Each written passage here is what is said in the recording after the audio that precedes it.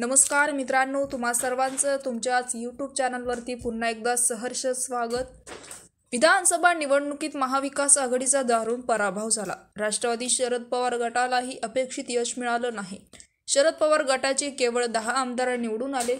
असं असताना निवडणूक झाल्यानंतर खानदेशीतील बड्या नेता आणि शरद पवार गटाची साथ सोडण्याच्या तयारीत आहे। जळगावातील राष्ट्रवादी शरद पवार गटाचे नेते माजी मंत्री गुलाबराव देवकर हे अजित पवार गटात प्रवेश करणार आहे।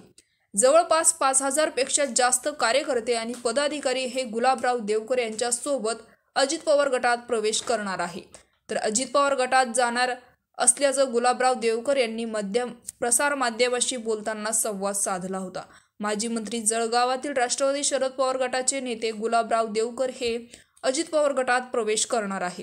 तर अजित पवार गटाचे प्रदेशाध्यक्ष सुनील तटकरे यांची देवकर यांनी भेट घेतली आहे। सोमवारी ते अजित पवार यांची भेट घेणार आहे। तर अजित पवार यांच्या भेटीनंतर प्रवेश सोहळा कधी आणि कुठे घ्यायचा याबद्दलचा निर्णय होणार, अशी माहितीही गुलाबराव देवकर यांनी दिली।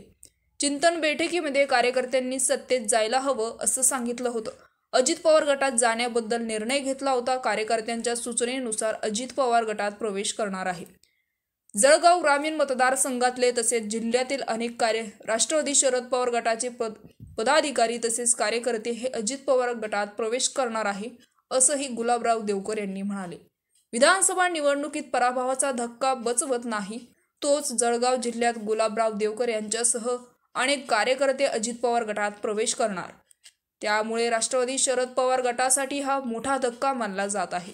तर आगामी दुसरीकडे स्थानिक स्वराज्य संस्थेच्या निवडणुकीमध्ये जळगाव जिल्ह्यात राष्ट्रवादी अजित पवार गटाला मोठा बळ या निमित्ताने मिळणार आहे।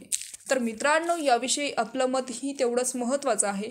ते तुमचं मत आम्हाला कमेंट बॉक्समध्ये नक्कीच कळवा आणि चॅनलला नक्कीच सबस्क्राईब करा। तूर्तास धन्यवाद। जय महाराष्ट्र।